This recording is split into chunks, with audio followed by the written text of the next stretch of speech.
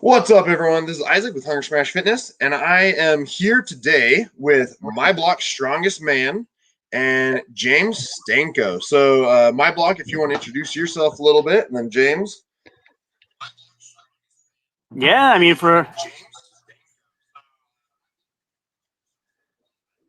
Is it looping? Are you? It was looping. Yeah, here we go. So for anybody familiar with my channel, I am my block's strongest man, and very happy to be here with Isaac from Hunger Smash Fitness doing our weekly show. All righty. And yeah, James, so if you want to introduce yourself, just talk a little bit about who you are, what maybe some of your accomplishments are, and then we can go through some of your stuff a little bit later as well. Right on. Yeah, thanks, guys.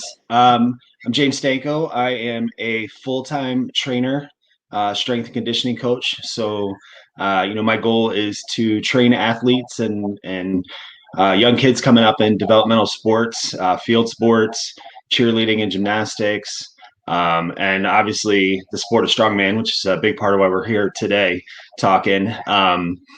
And then I coach clients that just want to be fit and really remind them that they got to find their competitive edge, figure out that way that they can train like athletes so that they're once again in the best shape of their lives. Strongman is my current hobby thing I'm competitive in. I'm also the Illinois state chair for Strongman Corporation. So I help host and judge at a lot of competitions here in Illinois and surrounding.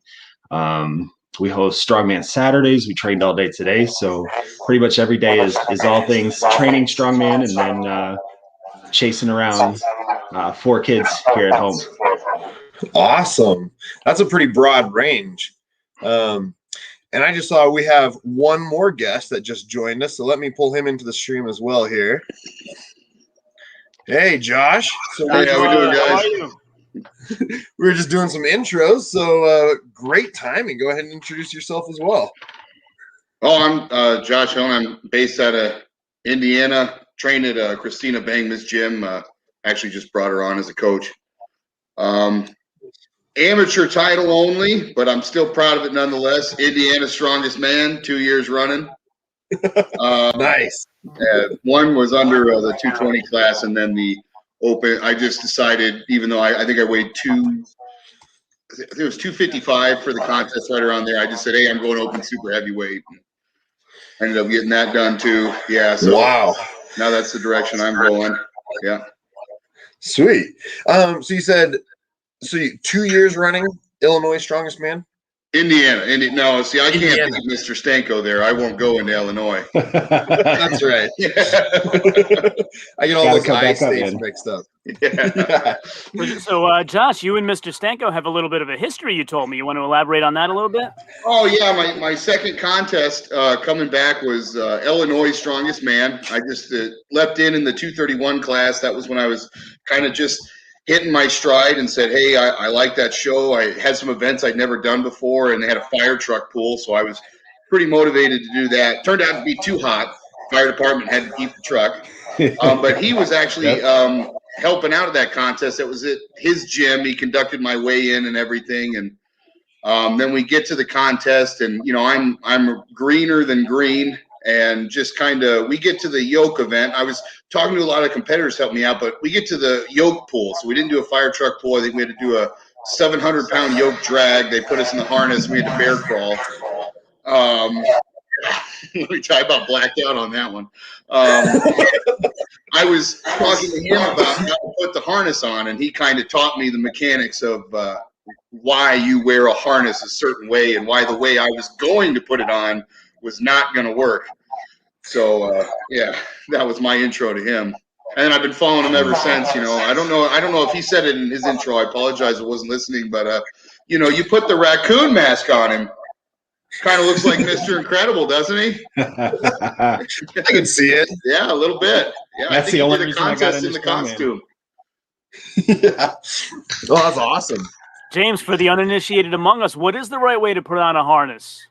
Yeah, so you want to get strapped in. You don't want to be too tight around your belly, and you want to make sure you get it nice and snug over the shoulder so that it pulls down nice on the traps. I mean, you can see Josh, he's got some huge traps. Even coming in second show at 231, he was a big guy, destined for super heavies. But yeah, you want to make sure you got it strapped in all the right ways, and it's pulling down on you so that as you shoot forward, trying to pull whatever implement you are, that it's pulling a nice straight line down your body as you head down the course. Yeah. What's the I mean, while we're talking about truck pulls and stuff, what's the heaviest truck that you've done?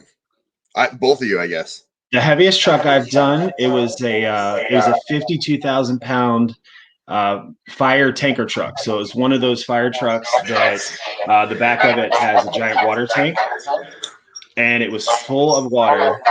And every time we hit a dip in the concrete, the water would just slush back and forth. It was wild.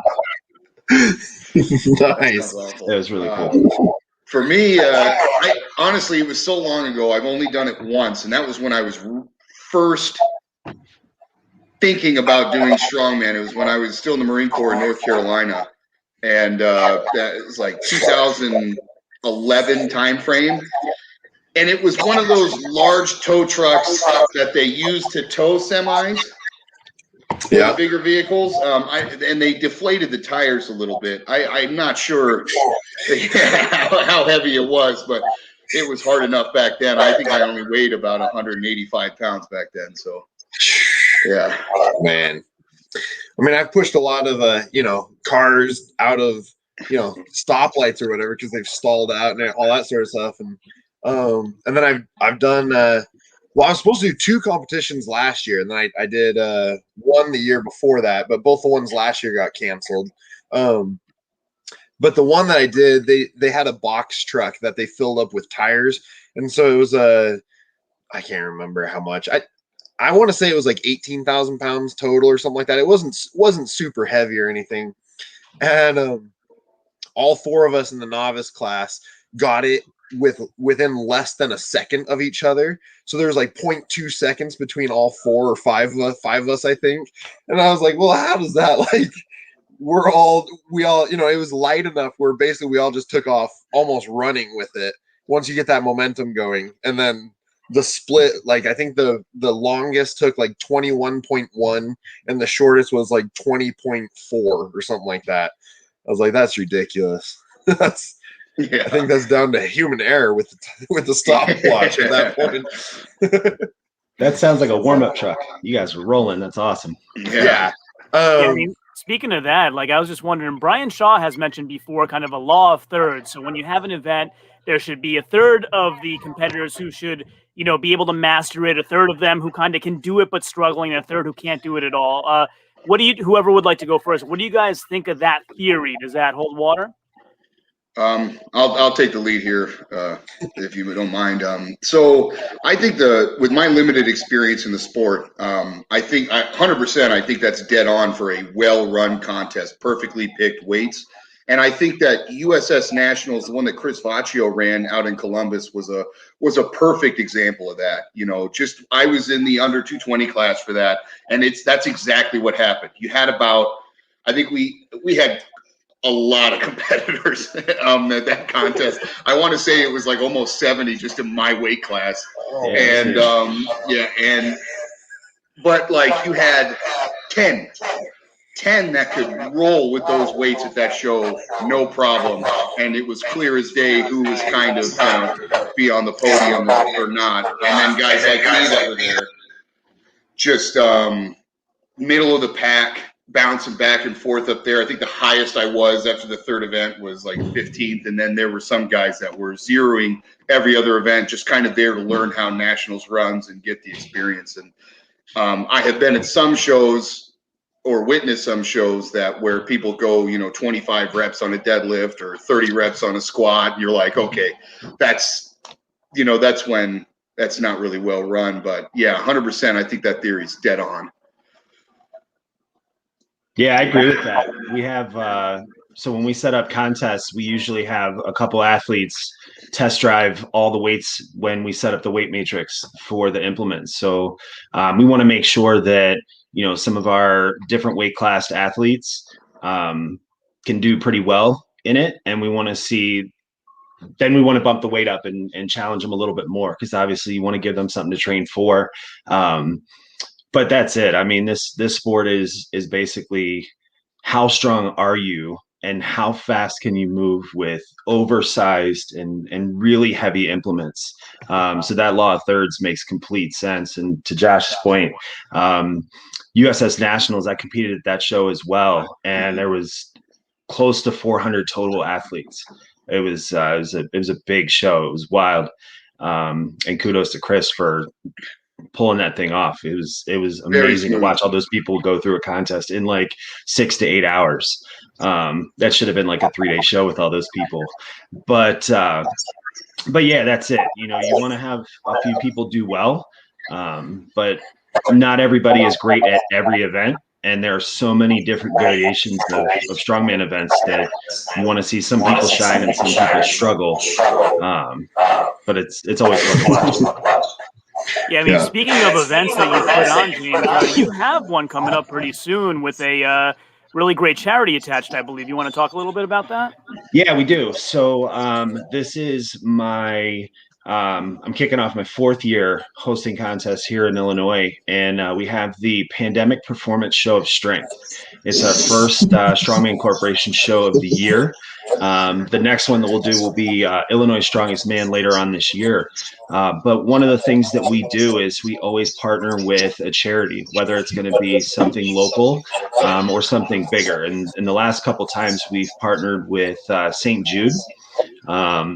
The gym that I train at, Lifetime Fitness, we always do Ride for a Reason, and each year it usually runs right around the same time as our first Strongman contest of the year.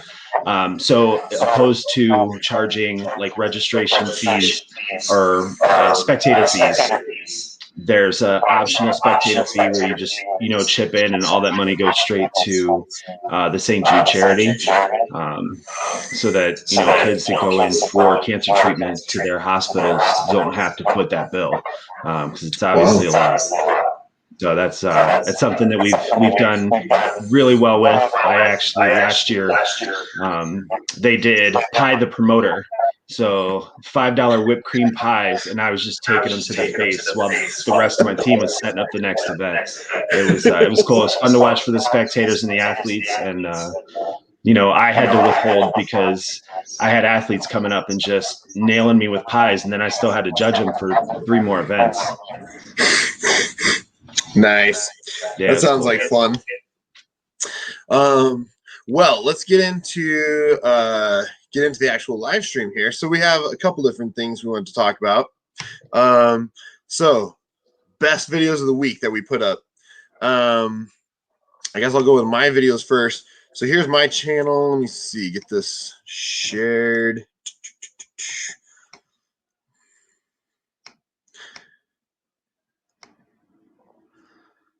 There we go. All right. Can you see my screen? Yes, sir. That's right. Awesome. So I have been working on doing profiles for all the World Ultimate Strongman competitors for 2021. Apparently, JF Crone, everyone likes him. Most of the other ones haven't been getting a lot of views. Did some interviews a little bit ago.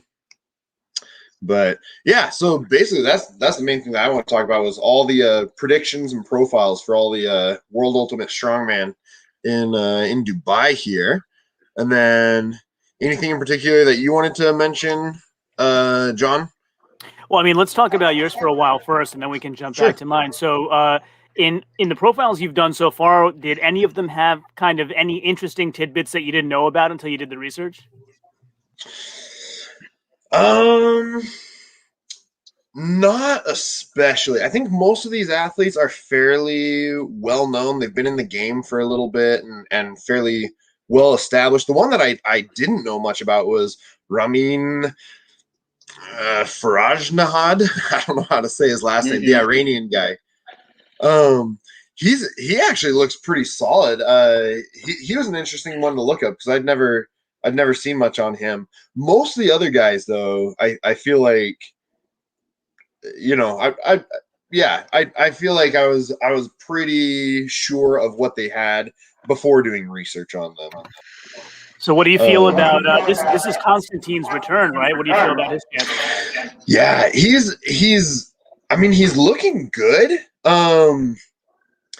But it's so interesting because he tore his tricep. Was that 2019 that he tore his tricep? And then he got COVID.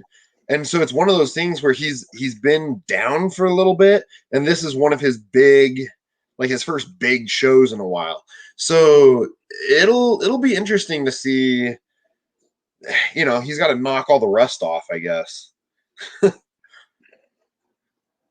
Yeah, what do you guys think of his chances? Who, Constantine? Yeah. Yeah, Constantine Janashia. Look, I am a big-time Janashia fan. He is my dark horse almost every year. The guy is just a big monster. And I think 2019 point spread ends a little bit differently if he doesn't tear his tricep there, because I think he would have had a faster time in the overhead. And I honestly think he's going to come out with some big swings, and WUS might even podium. Yeah. I think I predicted him placing a little bit lower, not quite to podium or anything, just because with injury and coming back, who knows? But at the same time, I mean, he could be hungry too, and he could be coming back with a vengeance. That's it. That's spot on. Yeah. These guys, when you're injured, it often gives you time to go back and reflect on some of the other things that you didn't always have time to work on before in a training cycle. And like you said, he's coming back hungry, feeling like he's got a point to prove. And that's where you dial in execution on all your events and just make sure everything is structurally sound. So sometimes that time off is what these guys need, because they're doing a ton of competitions and traveling and constantly training. So it's a good opportunity.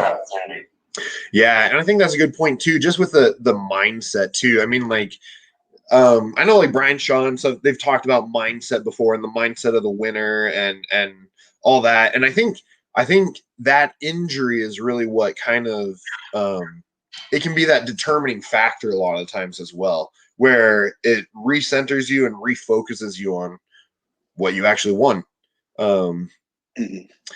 Yeah, honestly, I think JF has a really good shot this year.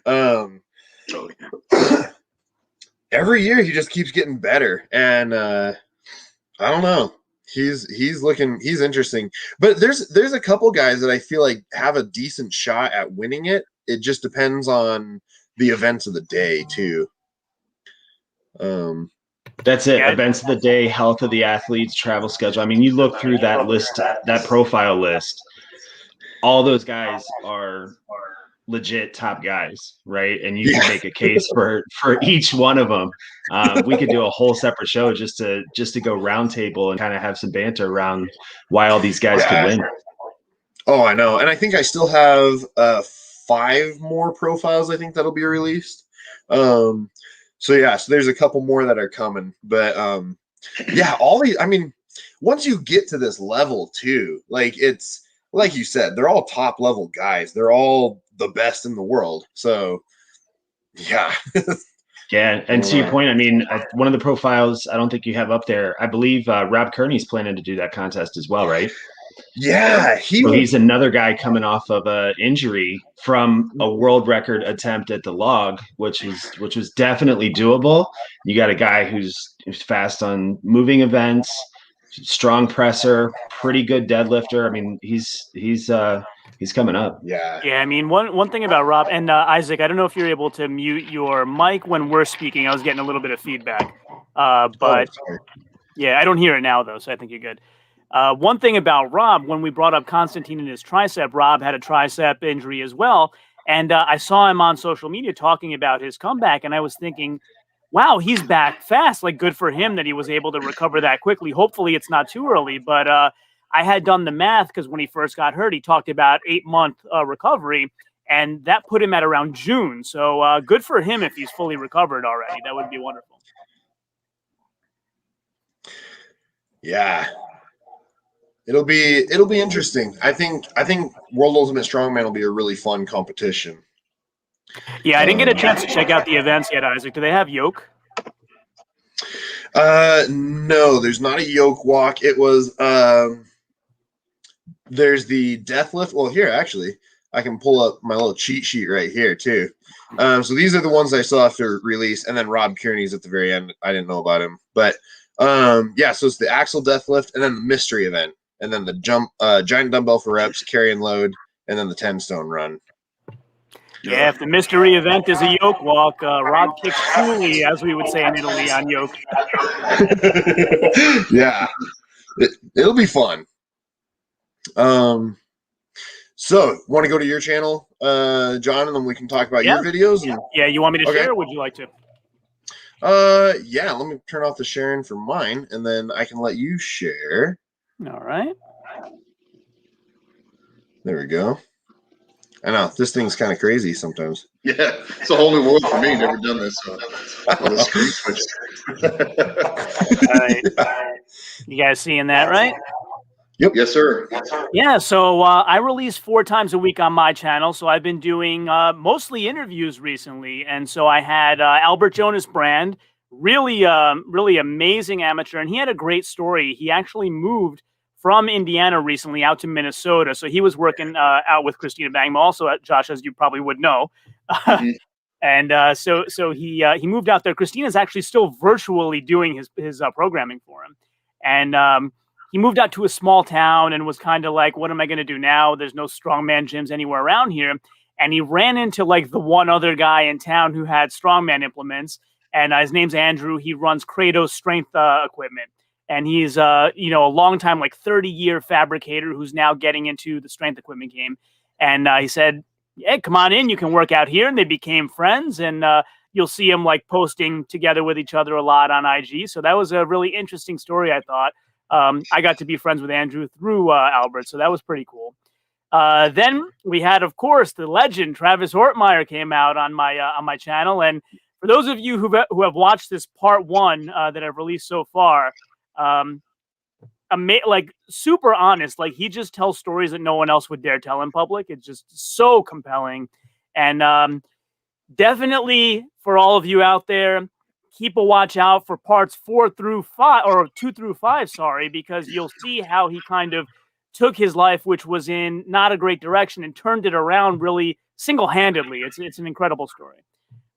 Then I had Wyatt Dawson, who has, become like one of my best friends in Strongman. He's just such a cool guy. He was doing a cross-country trip during our live stream last week and jumped on like from the car and stayed on with us forever on here. Josh, you were here as well in the comments, you remember. And so, yeah, he and I have been like in contact throughout his whole trip. He's finally back home. He was sending me pictures of his home gym. So he's just the coolest guy. And I noticed his videos doing really well. So I said, hey, I didn't know you had like such influence. And he was like, yeah, my hometowns really support me well. So great for him, man. He is a record holder in the 300 and under weight class in the overhead Mauser press. So it was just so cool to speak with him and see how down to earth and humble he was. And then, of course, the living legend, maybe the strongest woman of all time, Donna Moore, came on my channel with me. And I did a 6 a.m. interview with her so it could be okay for her time. And I could still work my full day at my day job after that. And part 1 released today. So definitely go check that out. That's in the upper left quadrant there. So any of those that you guys want to talk about, we can do that. Well, Travis Ortmeyer, for sure, everyone knows him. And I remember that was when, Poundstone, Pujanowski, Ortmeyer, all of them, when they were really big on the scene, that was when I was really starting to like, hey, this is a really cool sport. I think that's when it, like, the sport in the U.S. kind of first exploded. You got these really charismatic American athletes. And in my opinion, he was the most charismatic out of the bunch.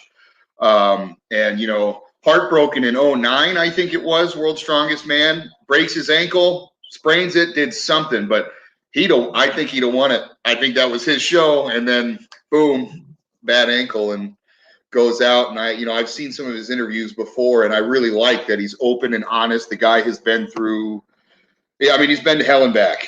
and he likes to make sure he shares that message to say, hey, if you're out there experiencing that, there's a way out. Yeah, he basically said, if we keep hiding our secrets, then we're never going to grow. And I think he's just trying to help people, which is really great.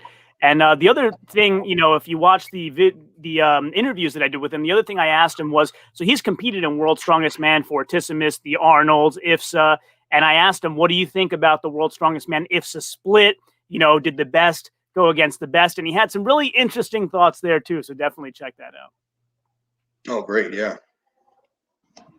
Yeah, I did an interview with him a couple weeks ago, and I have to say he was one of my favorite guys to interview, because you ask him one question and he can tell amazing stories for the next 15 minutes straight, and you don't need, there's some people where it's like, you might get a minute or two out of them, then you need to keep asking the next question. And with Travis, it's like, nope, you can start him off and just point him in the direction and he'll go. And yeah, like you said, John, like they're really spellbinding stories. You're like, wow, I am hooked. Keep going. Like he's got some amazing stuff to say. And then, like you said as well, he's been I mean, down. He's been down. He went down a long ways, and his comeback from that, when you hear him talk about it, is pretty amazing as well. Yeah, I mean, I called him the world's strongest philosopher on my thumbnail there, and that's not clickbait. That's true. That's all true. And in fact, I saw Isaac interview him, and I was really interested for obvious reasons. And I said to Isaac, I don't know if he has any stories left. Like, he told you so much great stuff, and he had so many stories left. It was unbelievable. Yeah, that's awesome. I first met Travis actually back in, I think, 2007 in Columbus. I was down there for the Arnold, and just there's a spectator, and I had a friend that competed in bodybuilding, so I was helping him prep and do all his show stuff. But Travis was down at the bar before the contest, so he wasn't getting after it or anything like that, but he was literally down there in the DoubleTree Hotel at the bar, and everybody's just talking, and the guy is larger than life. Like, I'm 6'2" and 280 right now, and Travis is a giant man, and he's just standing there talking, telling stories, and literally, he's one of those guys where at the Arnold, you get starstruck all the time, but he's just there, just casually, just talking with anybody that kind of gets into that circle. So it's really neat when you see these giant, unapproachable looking men and women, and then you start talking to them, and it's like you become part of this little inner circle. It's neat. But he's definitely one of the guys that does that.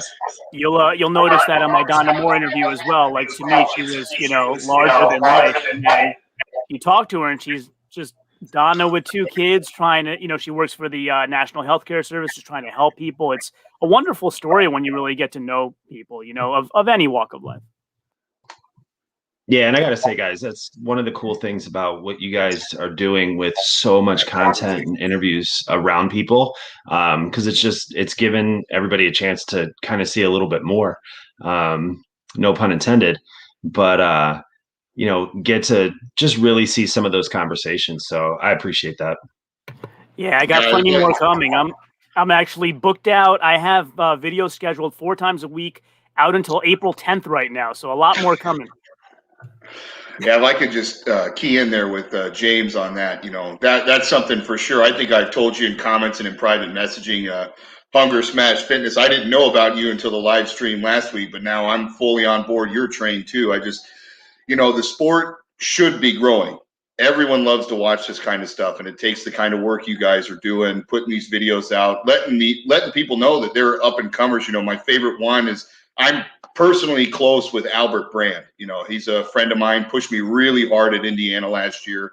And it just to see like, oh, great, he gets an interview. Now people get to know who he is. And then if they see his name on a competitor's list, maybe that makes them want to jump on the contest. And then because of your videos, the sport grew one more person. And that's all it takes, right? One more person at a time. And then soon we got this huge following, and Who knows? Maybe we'll get 1 million viewers on these live streams. We'll all be famous. We'll put our faces on mugs. Hell yeah, man! Why not? Hell yeah! I mean, speaking of that, like let's just talk a couple degrees of separation because we have you with Christina Bangma and Albert, and so I'm pretty sure I have convinced Wyatt Dawson to go sign up for Christina's competition, Savage Strength.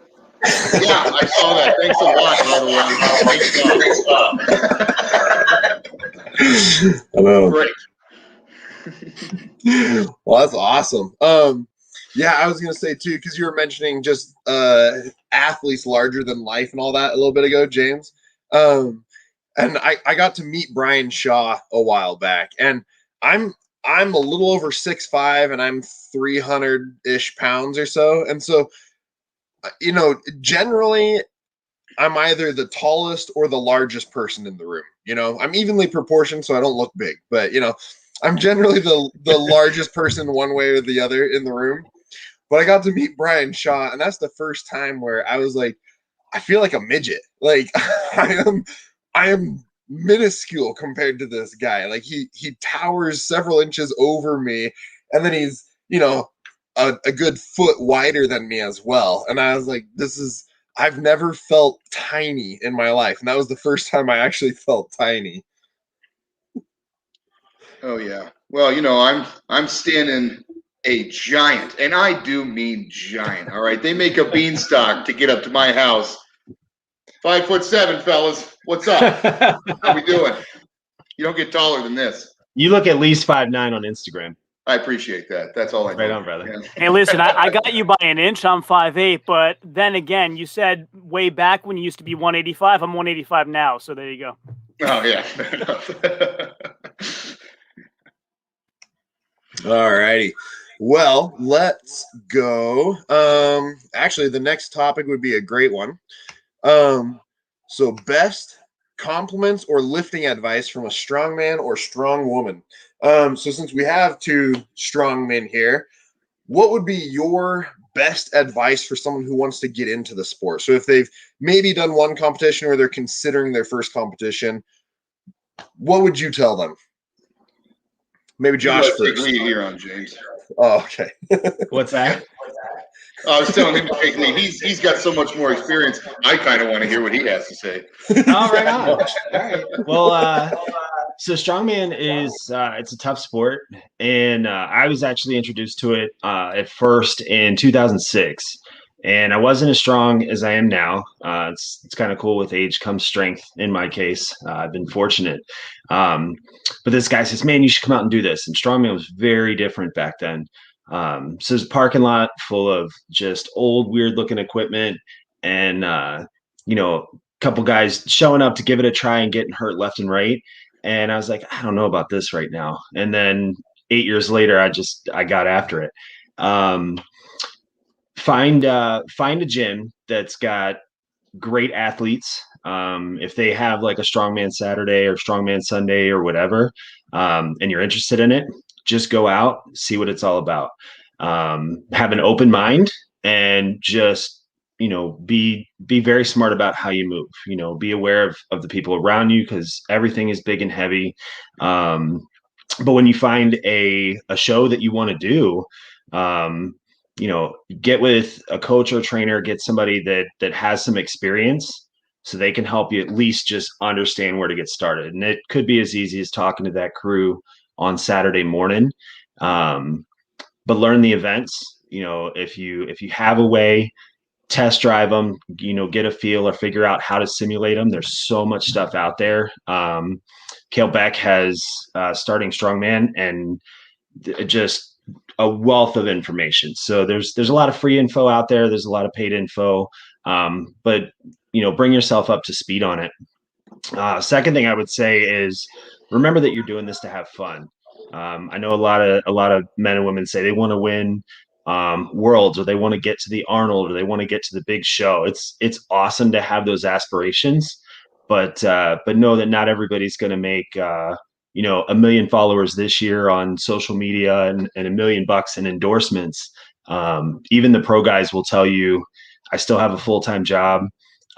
It's an expensive hobby.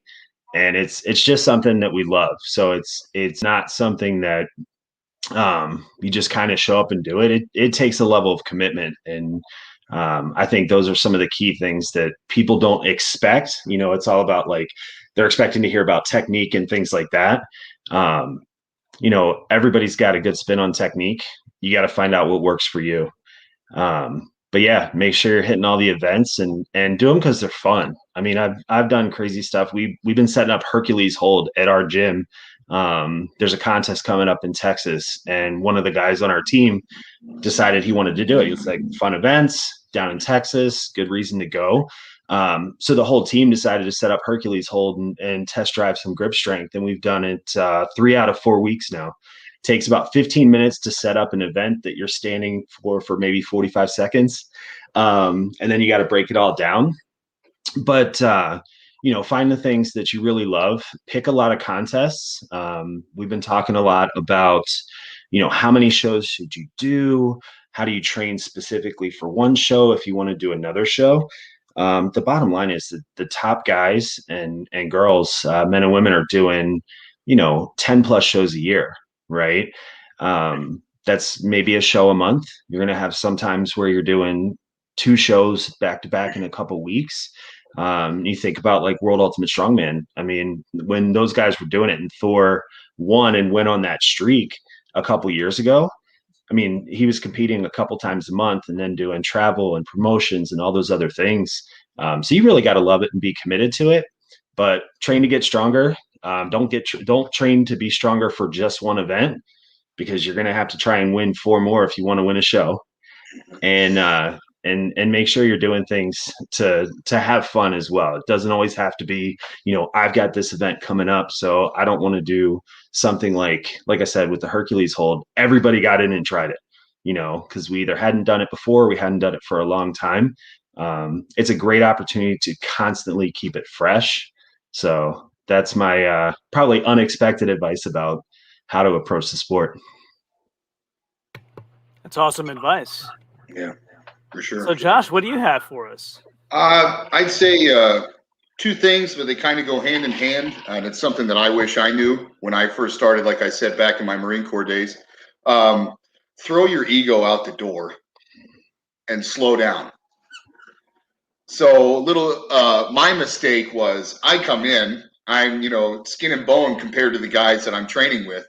And I'm just thinking that I just, I'm off the hype train, Poundstone, watching all my, all these big guys. I'm like, that's me. That's me in 3 years. Like, that's what I said in my head. And so I started pushing numbers, trying to get there. And it was a bad way to go about it. I was a really angry guy.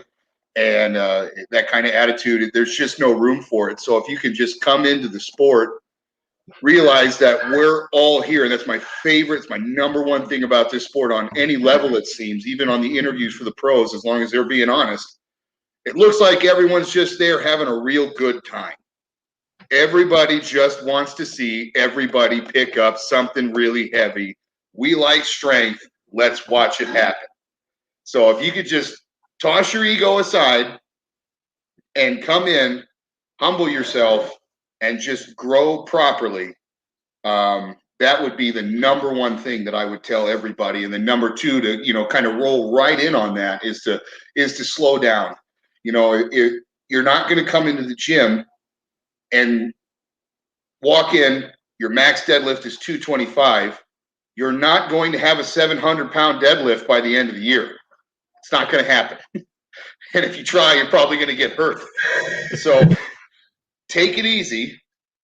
Throw the ego out the door. It's like I tell my clients, I've got a couple clients that, when they start prepping for a show, they want to win every event. They've got to sweep the show. And I tell them, take your cape off. We're all human. You're not Superman. So take the cape off, slow down. Let's make these gains. And the biggest thing you can do, and what coincides with slow down and throwing the ego out the door, is just beat who you were your last training session. Beat who you were your last meal. Beat who you were your last show. Beat who you used to be. You're only competing against yourself. And if you can beat yourself every time you do something, eventually you will be number 1.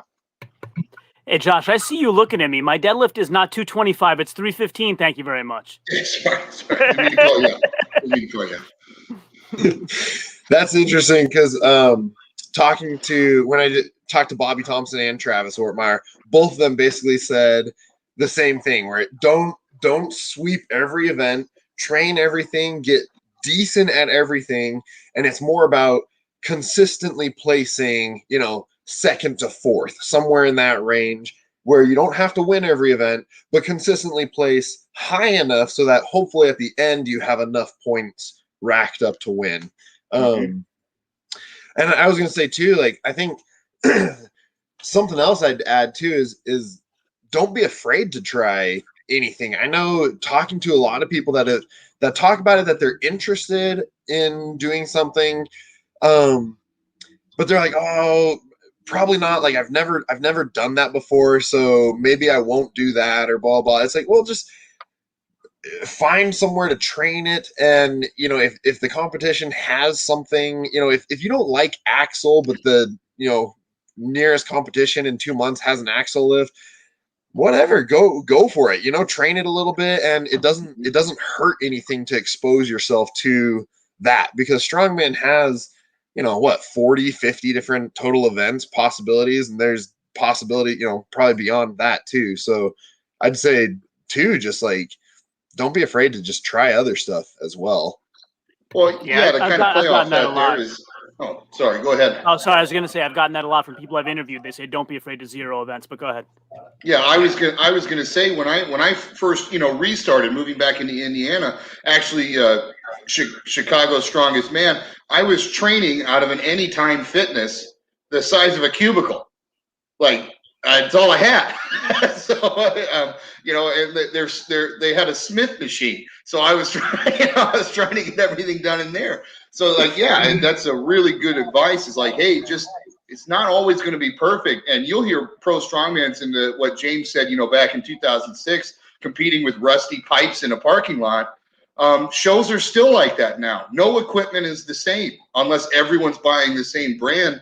So you're not going to be able to completely dial in, but you still have to show up and show how strong you are. Yeah, absolutely. I mean, I just did the Mammoth Strength show down in Kentucky, and we were on a dirt field in an equestrian arena, which it was kind of cool and kind of weird all in itself, because you don't know how to train for the surface, because the surface is not the same from the time that the lightweight women go until the heavyweight and the pro men. I mean, it was completely different by the time we got to it. And we had a natural stone carry as part of a carry medley. It was, no one knew how to do it. I mean, we were all the heavyweights are there, and we were literally trying to coach each other through how to pick it up. Right. We all got our own strategy and the few things, the nuggets that we want to keep to ourselves with it. But we had a 300, I think 320 natural stone. How do you train for that? Because the natural stone you have out in your gym, right, out back or whatever in the parking lot, is going to be completely different than the one you pick up down in a different state, in a different place. So yeah, I mean, to Josh's point, the bottom line is you got to get stronger, right? You have to get in the gym. You have to train to get stronger on your fundamental lifts. Make sure you're structurally sound and have a good plan with how you're going to approach going from 225 to 700.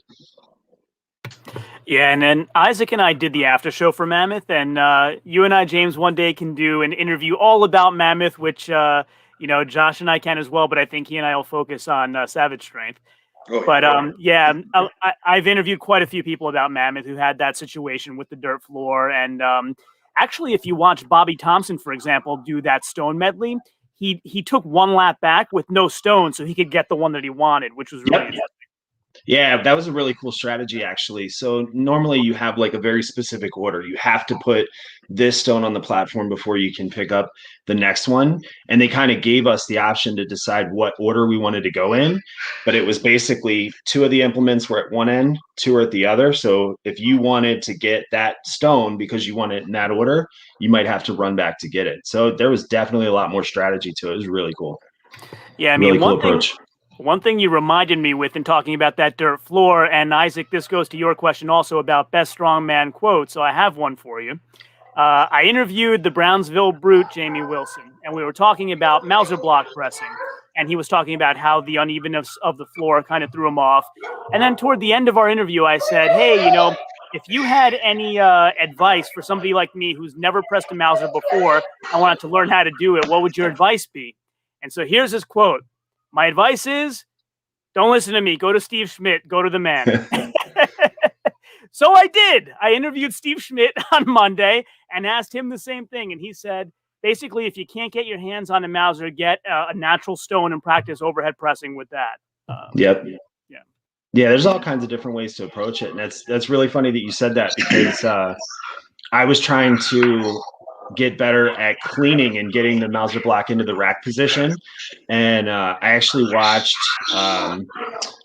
Justin Kielhofer, Marcus Crowder, and Steve Schmitz, all their online videos of their gym training and their event training, how they were cleaning the block. And it was actually able to make my technique, which is already pretty good. I mean, I was able to clean and press the weight easily, but I made it that much faster. So it made it easier when it got to the event. But yeah, I mean, watch the men and women that are doing it well, see what they're doing, pick up on those little tips and tricks, and reach out. I mean, I reached out to a couple of those guys and said, hey, I saw this, looked really good. And they respond back. I mean, you know, if you reach out to people, they'll help you with a free little nugget of advice often. Yeah, I mean, speaking of, did you train it with a grip shirt or without? I actually trained with both. So we were able to compete with the grip shirt. So I trained with the grip shirt. But you know, you always want to train both ways. What happens if your shirt gets left at the hotel, or it rips on an event, or, you know, something crazy happens and you don't have it? I was able to compete with it, so I did practice with it, but I also practiced without, just to make sure I could do it no matter what. Cool. Yeah, because I got Jamie's take on it and Steve's take on it, which were different. So now I have a third perspective. Thank you, sir. Yeah.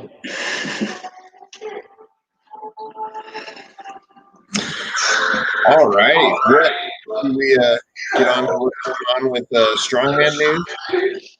Sounds like there's someone that's getting a bit of feedback in here as well.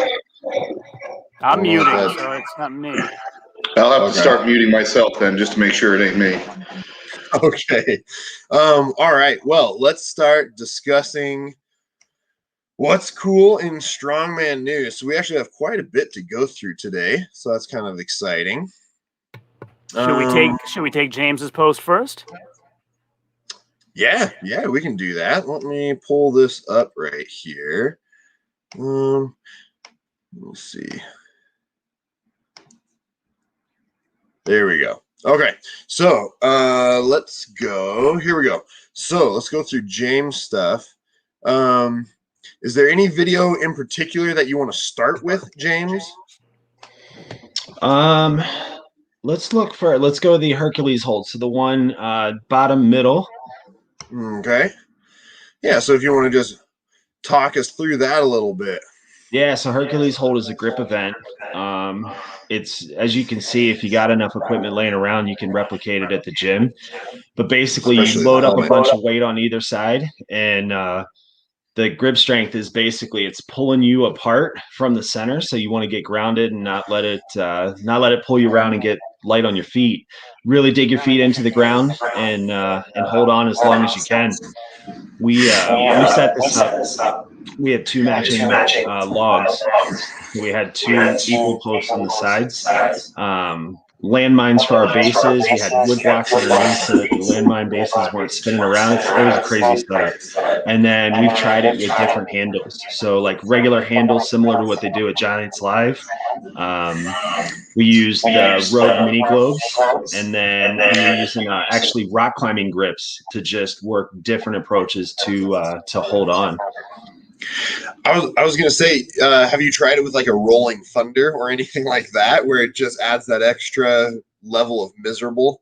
Oh yeah, it's a whole nother level of awful. Anytime rolling thunder gets attached to any implement ever, yeah, that one's gonna give you. Yeah, it's gonna give you trouble and make that weight feel a lot heavier. Oh man. Yeah, it's funny. I learned about rolling thunder not through Strongman, but through Devin Larrett in arm wrestling. Okay. Yeah, those guys use that all the time for training. Awesome. Let's oh Oh, I was gonna say, is that a Rolling Thunder there? But no, that's That is the anvil. So the Rogue Anvil was one of the record breaker competitions last year. And Kelly Jones on our team was like, hey, I brought this in since we're doing all this grip stuff.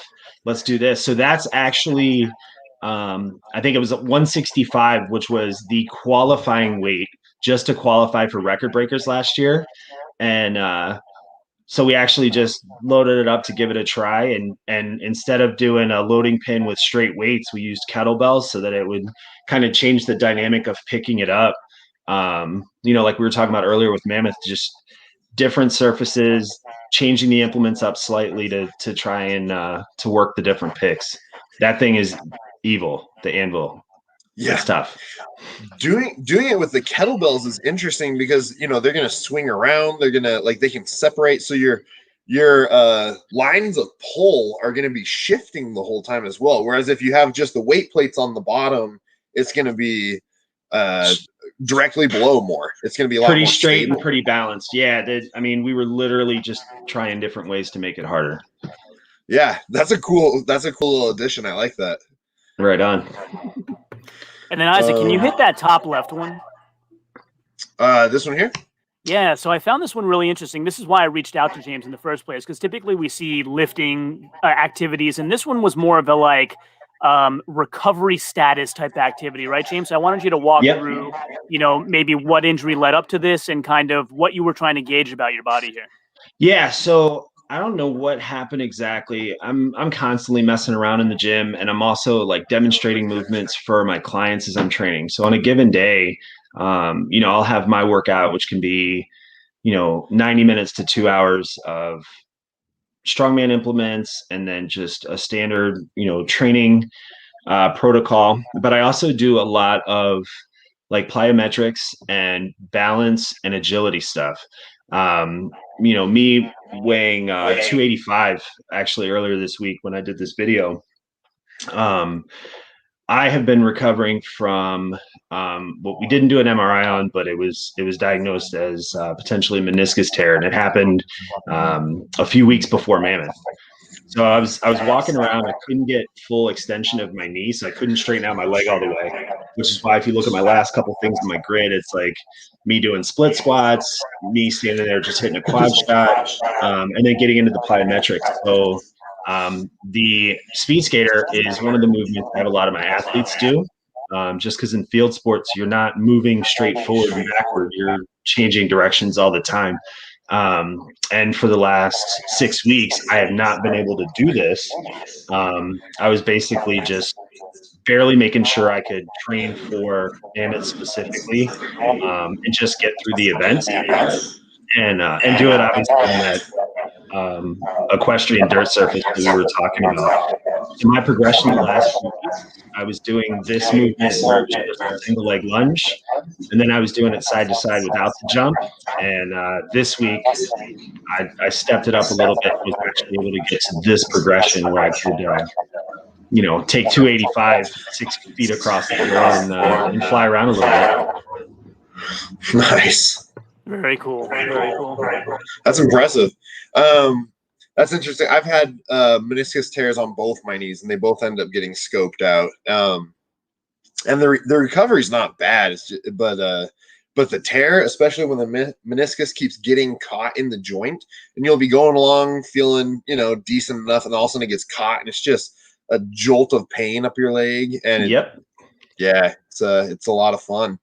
Yeah, all five events at the day of Mammoth was basically like that. It was just making sure that I could stay upright and move through the events, and then get back to my seat in between to recover. It was tough, but I do this proactively. So this is what a lot of my training looks like. I do, stretching and foam rolling, and I've got all the mobility tools and stuff like that. But that's is that a rehab, or is that I think is how my mindset approaches the sport of strongman. Don't be afraid to try anything. So that was like a Throwback Thursday post. My buddies were talking about crazy things that we did in college, and my buddies at that house we took all the doors off and went sledding on the doors. And they tried to take the doors down the stairs and it didn't work. So we were just taking headers, man. We were just nosediving down the stairs. And then my buddy Mike was like, well, let me stand on your back and we'll surf down. So that was the night we invented stair surfing. That would be very different if it was Eddie Hall when he won Worlds standing on your back, because you'd be a lot flatter, I think, afterwards. I don't think I would go very fast down the stairs, that's for sure. But I'm not saying I wouldn't try it either. Yeah, there you go. And I'll blow the surprise for anybody who hasn't seen my BMI video. Eddie was 54.1. Yeah, he was big. That's well, and I can understand why he wanted to stop and drop all that weight, because he wasn't built to be that big. Most humans aren't.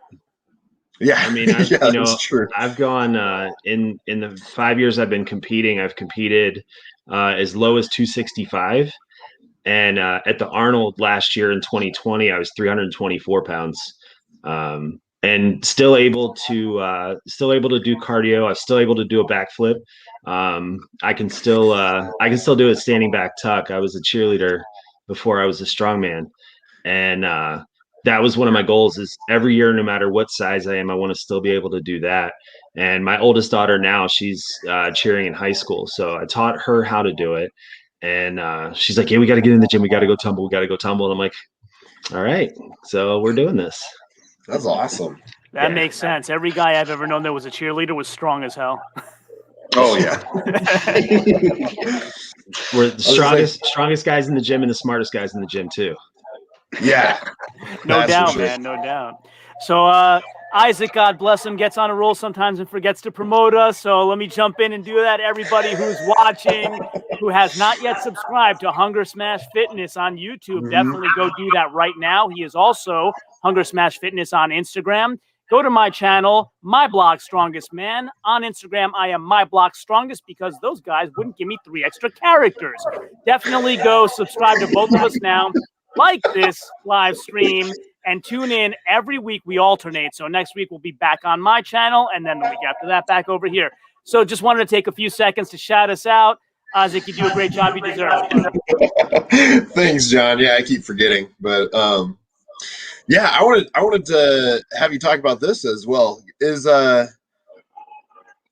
hate overhead press. I think part of it is I'm 6'5" with like a 7'2" wingspan or something. I have ridiculously long arms, which I've discovered works well for deadlift and stones. But for bench press and overhead press and stuff like that, it's miserable. So any tips that you have for some strict press, or kind of a push press, strict press?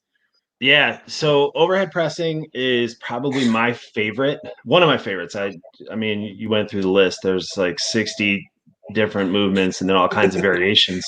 Overhead's my favorite, and I think it's the sport's favorite because it's usually the first event. You want to remember that even though it's an overhead movement and you're moving with your arms, it takes your entire body. So lots of leg drive, lots of core strength. And lots of technique. You'll see different men and women approaching it a different way. Some people strict press, some people push press. You even get like we were talking about Rob. So Rob, is going for a log record, doing a split jerk, an Olympic style move approach to a log press. But yeah, so my things with overhead pressing is make sure you don't just approach one implement. So you click through and you're looking at a couple different things. You can see I've done recently circus dumbbell, axle overhead, and log press. Last week log was the first one that I approached it with. But make sure you're approaching all of the different variations of overhead pressing, just like you would with deadlifts, right? There's different heights, and slightly different techniques, but super strong core, and make sure you can drive with your legs, because even though it looks like I'm pretty much strict pressing, there's a lot of quads and glutes put in work there. Mm-hmm. Yeah. Everyone forgets the bottom half on a press. Click on that one on the blue mat if you would, if you don't mind. So that's my daughter, the top middle one. Yeah, just like my mouse froze. There we go. This one here? Yep. So that's my daughter, Skylar. They just started putting her tuck into the routine. So if you can imagine, she's less than half my size, but I can still do that too. You need to put up a video of you doing that. I would like that. Coming up this week. No. James, I got a big mouth. You put that video up, I will bring you students that you can coach on that. Bring it on. I've been teaching tumbling for close to 20 years now. Is that you? I got 2 words for you. Affiliate partnership. I like it. I like it. There you go. Well, awesome. Well, let's before we forget, let's get the charity event and the fundraiser for Steve mentioned as well. So John, you sent me this. You want to talk about it a little bit? Yeah, so let's see, which one is this one? Is this the Steve Ocean one or the other one? Let me see. This is the okay, so that's for Steve Ocean. This is the other one. Let's do Steve Ocean first because James may be familiar with the situation since he was at Mammoth. Steve actually was injured at Mammoth, tore the tendons off of both his quads, and so this is just a really great cause that we wanted to bring up this week. This one was, brought to me by one of my buddies, one of my other strongman buddies, and we just wanted to call out this GoFundMe to try to help Steve with his medical expenses. He doesn't have coverage. Beyond Masters is actually organizing this, so for all of you that are able, I think it would be a wonderful thing to kind of help out Steve with these injuries after he's been, such a big pillar in the Colorado lifting community for so long. So thank you to Anthony San Lorenzo, known as Muscles Marinara on IG, for bringing this to our attention and, giving us the opportunity to show this on our platform and get folks to have a look and really help somebody who's given so much to the sport over the years. Yeah. Yeah, so if you're able to definitely help them out, that would be highly appreciated. Yeah, and then why don't we wait till the end for the other one so we kind of if we have more audience later we can spread them out. Sure. So let's go. We wanted to talk about this one here. So what do you have to say about that, John? or James, I guess you can also comment on this as well. Is this incredible display of core strength. Yeah. What's that? Is this is it an effective training method for new strongmen, or would you say this is more of an experienced level event? So this is definitely experience level. Looks a little more like my stair surfing than something you're going to see at Mammoth next year.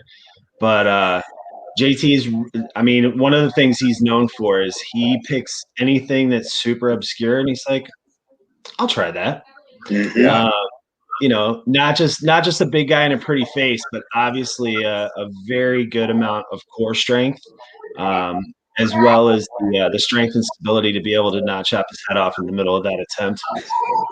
Which I should say to everyone at home, please do not try this ever unless there's unless you're JT basically. Yeah, if you go to his stuff, he's got him pulling his BMW with his teeth. He's constantly doing wild stuff and just pushing the envelope, it's really cool to see. And I got to meet him at Unspeakable Strength last October, another Chris Vaccio show, and he was competing there. And I got to tell you, number one, humility, right? He's one of the humblest guys you're going to meet, and he gets a lot of hate for these lifts. If you go look at pages that'll post, like especially this one, this is one that I remember when he first started doing this, everyone started making fun of him and how dangerous it was and everything like that. And and to me, that's what really speaks about exactly just how strong he really is, because I bet you there's some best squatters in the world that aren't going to balance a bar in the middle of their feet and try to achieve this. And the things he does, like you said, bite. It's really funny. If JT bites onto something, he can probably move it. I'd love to see him see if he can hold a small plane from taking off almost. The stuff that he can lift just with his mouth is incredible. Well, I was going to say too, the amount of ankle stability and control you'd have to have, well, and also just range of motion throughout this movement, so that you don't dump the weight either onto your face or the other direction. But yeah, he posts a lot of really fun stuff. Yeah, I see him posting stuff like that all the time on Facebook as well, and so that's why I kind of came across this one, and I said this is a good one to kind of look at, because he one-upped Isaac. Isaac did something with a what was the hammer that you did? The sledgehammer? I have this. Well, here. So he won. Isaac did a demonstration with a hammer, and then JT had to one up him and do it while he's doing core work between two shifts. Yeah. So there you go. I was gonna say it's a 10-pound sledge that I built when I was in the Navy. Used to grab it here and then tilt it out to the side and bring it back up and point it down and bring it back up. And I used to bet people $1 that they could do that, and never found anyone that was able to do that. So. Then he did. But yeah, that's forearm control basically. Yeah. And I mean that's the evolution of the sport and how it started. I mean, it was oversized men and women performing feats of strength that people were like, no way that's possible. I'll pay to see that. Yeah. Right. Yeah, exactly. That's basically JT's social media presence is just, can it be done? Yeah, we'll find out. Let's find out on Saturday. Come over to the house. He's going to take that hammer and he's going to turn it with his forearm while he's standing on a medicine ball on top of a car while he shoves snaps in his other hand. That's what JT does. The guy is outrageous. Yeah. Oh, he's a beast. I mean, I love watching. Like, I love seeing. What is he going to post this time? And like John said too, like he'll in a lot of the strongman groups and stuff on Facebook, he'll post stuff, and right away you'll see a ton of people, don't ever do that, don't ever, blah, blah, blah. And it's like, well, he's still here. He's still here. He's still doing it. He's doing all these. Yeah, he's a crazy guy. Oh, here we go. I didn't watch this one. Yeah.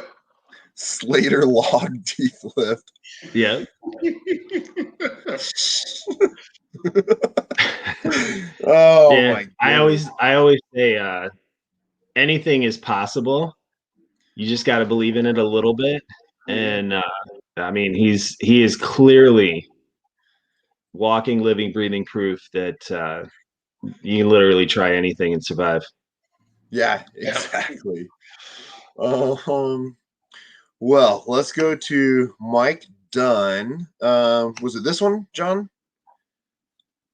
Yeah, so we kind of talked about this topic a little bit before, but basically his post is about kind of not doing well at his first competition, and how the experience was great for him anyway. And I kind of just wanted everybody to elaborate a little bit on how it's worth it to try, even if you're not going to win your first competition, to kind of get that experience and just the feeling of overcoming an obstacle you think maybe you couldn't have.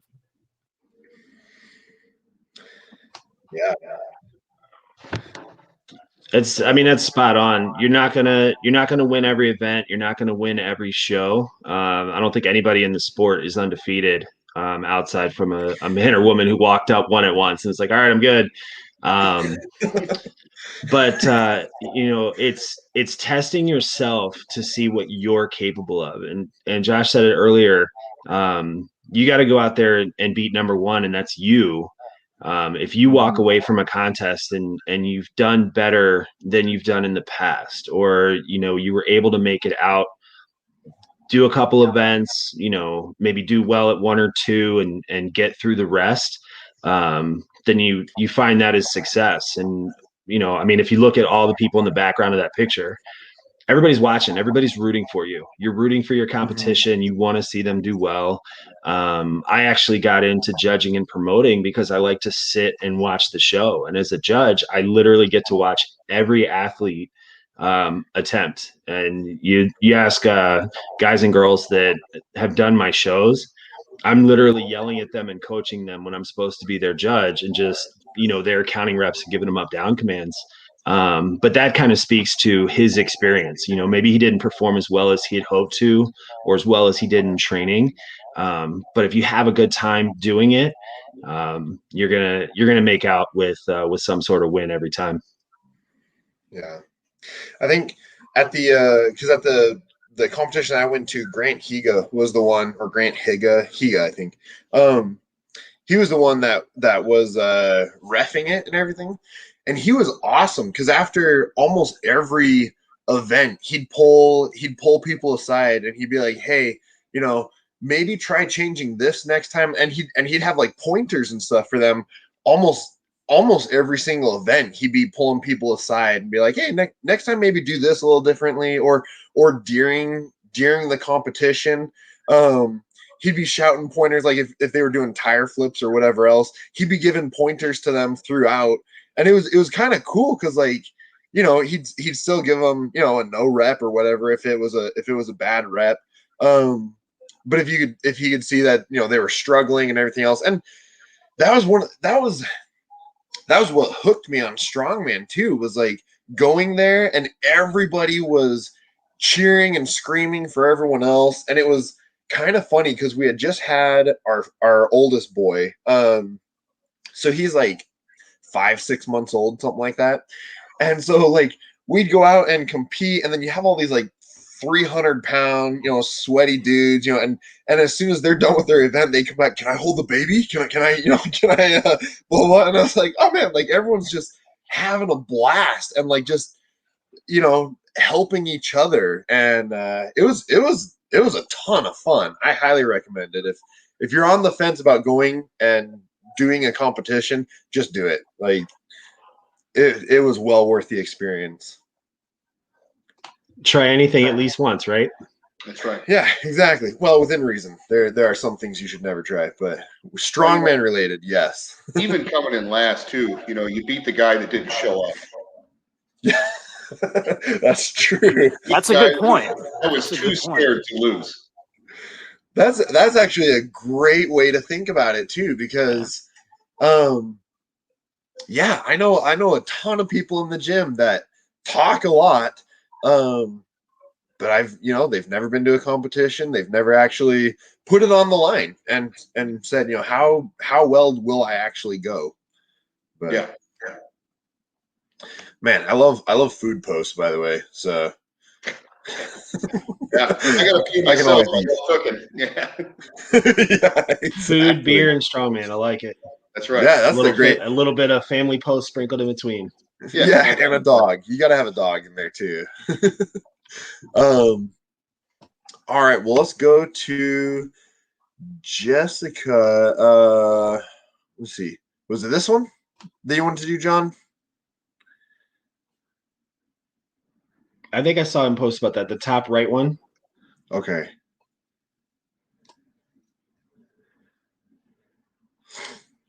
John, did you have something that you wanted to comment about this one, or? I did. Right back on time. Look at that. So this one I was wondering at the yeah, that right there. So it seems like Jessica is using a yoke in place of like a Hustafel or something, the way she's holding it. And my question to you guys was, have you ever seen that done before? Have you ever changed implements in that way because you didn't have one that was the correct one? Oh, absolutely. Yeah. I wasn't able to use a Conan's wheel, so I actually did the same thing. Front carrying a yoke because I couldn't train on a Conan's, but the one time they had it set up out back. So then, I mean, that's another thing with strongman, it's kind of like, oh, I don't have outlet stones, but I have some sandbags. Holding something out front is holding something out front. And it may not be perfect, but you're still going to get a generalized training. And if that's what she's doing, is that what she said she's doing, training it for the Hustafel? I don't think she said. I was making an assumption and just wanted to see if you guys would make the same assumption. Because this is actually an event that I've seen before in Tennessee, where they front carry the yoke, and then it looks like they loaded it with a sandbag over bar, just because strongman. And just because strongman. Yeah, it's a Xerxes carry. This is a great alternative for any kind of front carry. It's a very, very difficult lift to do. You talk about not being able to breathe. When you stand up with that yoke, it doesn't matter where you're holding it. If you're holding it out front like that, it sits right on your diaphragm. You're doing everything you can just to get it down the other end. Yeah. I know what John's training tomorrow now. Yeah, right. I've been really loving circus lately. I just have a regular dumbbell, but I use fat grips, and I kind of ask everybody I can for tips. So Marcus Crowder gave me tips. Anthony San Lorenzo gave me some really good tips. Basically, like when you get it up on your shoulders, shifting your hips underneath, which I never would have thought of, but makes all the sense in the world. So yeah, I've been I don't know. I don't work out as consistently as I should because of the kids and whatnot, but I like to run out in the garage, and I like circus when I work out, circus and deadlift. Yeah. It's a fun event. Awesome. I wanted to ask about this because James, did you guys do the truck pull at Mammoth? I can't remember. No, there actually wasn't a truck pull. They were going to do it for the pros. Just the pros. And that truck was really heavy and was not moving in the dirt. So they pulled that event. Yeah, so here's a little more about what happened there. I think, Isaac, you talked to Bobby about it, and then I talked to Marcus about it. So Stan Carradine actually attempted it, and the air brakes failed, so he was pulling against brakes that were not off. And I think Bobby kind of initiated the like, hey guys, what do we think about actually going through with this? And they all agreed that they were okay with the standings the way they were. Yep. Yeah. If you go and watch my interview with Bobby, he actually had a good probably 8 minutes where he talked / ranted a little bit about it. He had a lot to say about that event, but I thought it was interesting because so many people that I talked to talk about how arm over arm or whatever is an arm workout, and I thought this was a great look at how she's using her arm, she's using her grip to hang on to the rope and everything, but she's primarily using her back and her hips. That's an arm over arm is a total body move right there, and it's a ton of leg drive. Yeah, because you can see she scoots up and then backs up. And yeah, you're hoping that you don't have deadlifts after this event for sure. That would be brutal. Super heavyweight, with how small I am, is I can really get my butt up to that platform and then just fly backwards. Those bigger guys, they have to just kind of lean forward because it's all they got. Yeah, and for anybody trying this for the first time, let's be clear. Jessica is a beast. Start off with something lighter. Yeah. She knows what she's doing. So. Yeah, I actually talked to Corey Butler about that because she had an arm over arm truck pull at America's Strongest Woman. And I was talking to her about the difference between a harnessed truck pull versus an arm over arm. And she really likes arm over arm because it gave her the ability to use her leg drive like against the platform. So it is heavily a leg drive event for anybody that didn't think so. Absolutely. Yeah. So, and I also wanted to say for anyone watching, go through and follow all these people, check them out and like their stuff, support them. Absolutely. I mean, it's all the events are cool.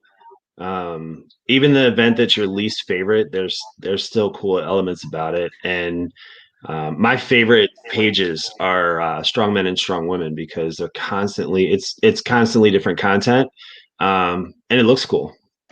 Yeah, exactly. And you learn something. Like I said, I was using some of the other guys' videos to try and figure out ways to tackle the Mauser block. So it's definitely entertaining. You can definitely learn something, and all these people are doing it because they enjoy it. So you can get something good out of it.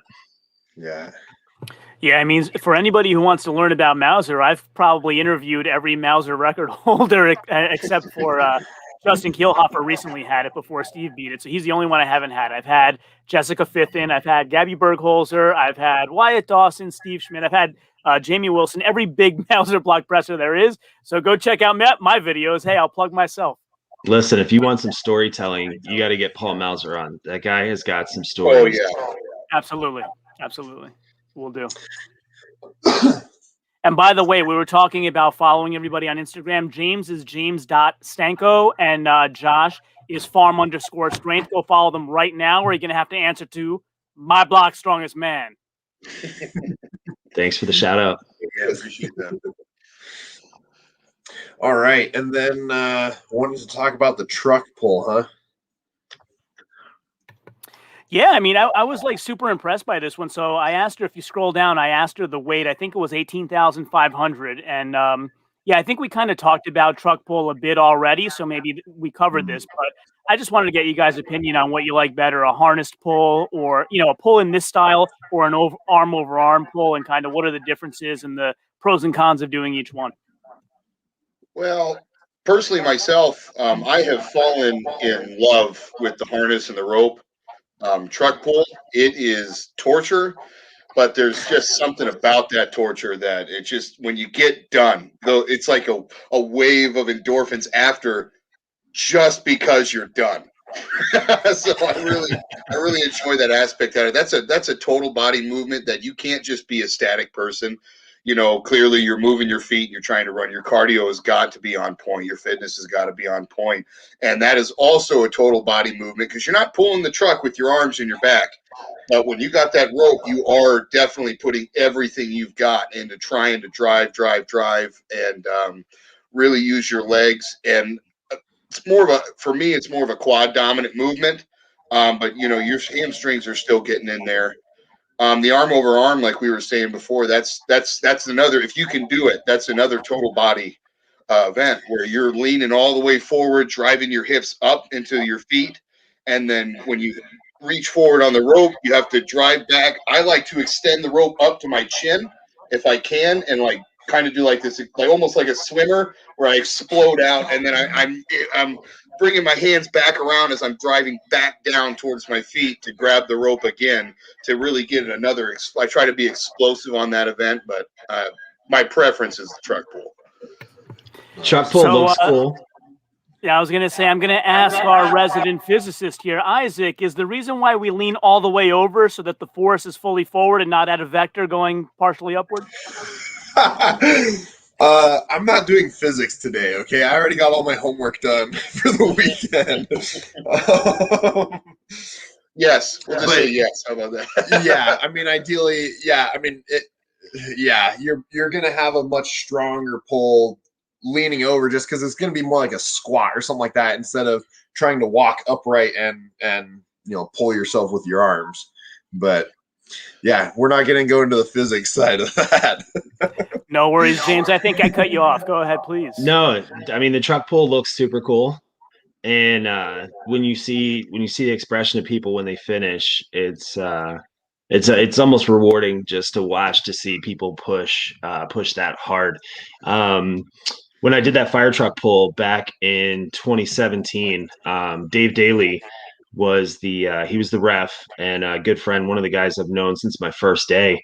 He says that, the one thing you need that no one will tell you is you need a lot of heart to do a truck pull, because your maximum effort from your entire body and just max effort cardio to try and pull that thing down the course. And it's basically just, are you going to give up, or are you going to keep pushing until you either cross the line or you run out of time? So it's definitely a test of will. Yeah, and guys, we have a question from the audience if you want to address this one. So they're asking, and Isaac, maybe you can pop it up on the screen. What is James and Joshua's most embarrassing moment at a competition? Whoever would like to go first. Yeah, I'll take it, because it happened in October. Everything happened to me in that show in October. We had to do a frame carry. I had a 1,000-pound frame carry to do, and in the rules meeting, little tip in Strongman, if you don't ask anything and they don't say anything, typically you're allowed to do it in the contest.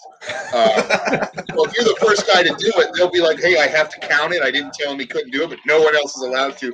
Well, we're doing a frame carry, and the guys just started dragging it. They didn't pick it up off the ground. They just dragged it. And one of the guys I went against, like he had gotten first in the event because he dragged it 50. It's 1,000 pounds, dragged 50 feet in like 11 seconds. Still an impressive feat of strength. And I was like stubborn. I'm going to pick this thing up and I'm going to walk it and I'm going to beat his time. Well, I picked it up and I walked and there was no way I was beating his time. So I dropped it and tried to drag it. Actually, popped it up over onto my Achilles heel, ended up tearing my calf and just like collapsing. And that for me was just super embarrassing to try and drag something and then end up tearing a muscle. How did I do that? You know, it's just, oh my gosh. I'm just wondering, who is this person that came up with the 1,000-pound frame idea? Because like the Shaw Classic was 800 or 880, I believe, and Worlds was around that too. 1,000 is crazy. We got to use straps, and the Arnold Classic did use a 1,000-pound frame once, and they allowed straps, and they actually had to go up the ramp. So we got to use straps, but that's the point. It's Chris Vaccio's show, hosted every year. Now he rolls it within Static Monsters. And honestly, I think it is the heaviest amateur show in the world. And he does that because the people that show up there aren't showing up there because they can do everything and blitz the times. It's a bunch of people that are like, hey, I would love to try this. I want to see what I got. And that's why I signed up for it. That was my I really only signed up for that show so that I could train for that show, if that makes sense, to really have that extra motivation to not show up and zero anything. So yeah, you talk to the wizard. That's another guy to talk to, Chris Vaccio, if you can get an interview with him. Okay. Yeah. All right, cool. And James, how about you? So as we were going through this, I'm trying to think back. I can't think of an embarrassing moment in Strongman. I do have a good one that goes back to gymnastics. So I used to compete in trampoline, not backyard trampoline. I actually had an Olympic trampoline that we could jump over the house, like literally jump from the ground up to the second floor deck and back off. Unfortunately, it was before YouTube, so I wish we had some of that old VHS film. But my first ever trampoline competition, I had been competing on a very specific trampoline, did not have as much spring as the one that I was competing on. And there's spot decks on either end, and it's basically like a big metal frame and plywood. So when you jump on it, it makes a lot of noise. It's hollow sound. There's open air underneath, so it just echoes through the whole building. It's in gymnastics competition, so it's quiet. It's a 10-skill routine. On my third skill, I flew off the trampoline, landed on the spotting deck, and it sounded like a cannon going off, that it literally just stopped the entire gym. And I saluted the judge. I walked off. I didn't get to do my other 7 skills. I was basically done my attempt for the day. But it was one of those moments where it's like, a burp or a fart in a classroom. It went off and just basically stopped everybody. And all eyes were on me at that moment when I should have just been, one in the event. Crazy story. Great question, Ram 3500. That was awesome. I don't think I've done enough competitions to have an embarrassing moment yet. I mean, I've fallen off of trampolines before, and I've tried to pick up funky rocks and stuff that shouldn't have. So, but in a competition, no, not yet, at least. I'm sure that'll come. You hope not to have one. Yeah. Yeah. I'm glad I'm the only one. Thanks, James. Sorry, man. I'm not easily embarrassed. Yeah. You're talking to the guy who's stair surfing. Yeah, fair enough. Although Ram 3500, maybe you jinxed me, so maybe this year will be my embarrassing competition moment. Yeah. Knock on wood now, because we're all going to have the one for that show. Right. Great. Let's have a trend next time to do it. Hopefully not nationals. Yeah, right. maybe, hopefully it's on live TV somewhere, so there's at least a couple people that see it. That'd But be perfect. Be perfect. So what do you say, Isaac? We do some upcoming events. Let Josh talk maybe about Savage Strength a little bit. Yeah, let's get that. Yeah, are you gonna pull it up? I am. That's Is event. this the real Albert Brand in the comments? Oh, great. Al, you want to come on screen with us? Give me a comment. I'll send you the link. Oh, and of course it's about my height. Okay. Yeah. So that's the March charity strongman event, right? No, May. Savage So Strength's May Christina 22nd. Bangma's event in May. Yeah, we'll do the charity event at the end. Okay, so not this one. We can actually let's do that one now, and then we'll move into that, Josh, if you're all right with it. Okay. Yeah, totally fine. Yeah, so this is Clint Darden's event. So Wyatt Dawson forwarded this over to me, and this is actually another great cause that we wanted to talk about today. So Clint has a local man in his community who was unfortunately stricken with cancer, and I do have a rare form myself, so I really get tied to these sort of causes. And so he had a fire in his home. His son was in the home when the house was on fire. As far as I could tell here, he's all right, but was, bandaged up and badly damaged. So it's just a really heartwarming story where Clint is trying to do a strongman event to raise money where 100% of the proceeds are going to go to help this gentleman with everything that he's been through. And, we have all of the information here. Isaac, I'm sure we'll put the link in the description for you where you can go check out. And, anybody who's interested, please feel free to forward them over this competition where we can really support this great cause. And thanks, Wyatt, for sending this our way. Looks like fun. Yeah, so let me go ahead and bring up Savage Strength. I will share my screen. And Josh, if I'm not incorrect, it's your picture on the website. Let's see. Yeah, I thought that was funny. Very flattering. Very flattering. It's the hair. That's what it is. There it is. Yeah, so do you want to talk a little bit about Christina in general is maybe has a legitimate claim to best lightweight of all time. Would you agree? Oh, 100%. And I am also very biased. I know that everyone, Rhiannon Lovelace is a monster lifter. And if there's someone that may eventually pass that, it may be her. But as of right now, I mean, Christina Bangma's, she's won every title there is and is consistently placing in the top women, no matter who shows up, no matter what they're doing. She is either going to win the event or she's going to push whoever it was to be more than they thought they could be, because that is just how good she is across the board. And she's doing has no weakness. Yeah, so she's turned all of that success into a wonderful thing she's doing here and putting together a great show, both for the men and for the women. So that's kind of why it has two names, right? Savage Strength Challenge and Iron Warrior Women's Pro-Am. So giving a chance to sort of everybody there. And I'm helping to promote it, by the way. So full disclosure, I mean, I'm doing it for free, but full disclosure, that's why we're bringing this up. And I have, Josh here to talk more intelligently about it because he's more involved with that gym. And we want to make sure that everybody who can and is in a position to go compete, definitely go do it. It's a fantastic competition. Like I said, I convinced Wyatt Dawson to go do it. If he hasn't signed up yet, Wyatt, you watching? Get with it. So, Josh, do you want to talk a little bit more about the event? Well, yeah, just to kind of keep going on the stream of Christina Bangma, not only is she one of the greatest lightweight, if not the greatest lightweight women competitor of all time, she is also an amazing promoter. She runs the smoothest shows I've ever been to. There's never an issue, and she's done different formats where everyone goes through one event at a time, or she runs every event and each different classes in each event, and she always has a great crew behind her. The state of Indiana has a lot of great guys. A lot of guys from Jim Beebe's gym down in Unbreakable Athletics will come up and help out, especially Jessica Fithen. She's usually judging there.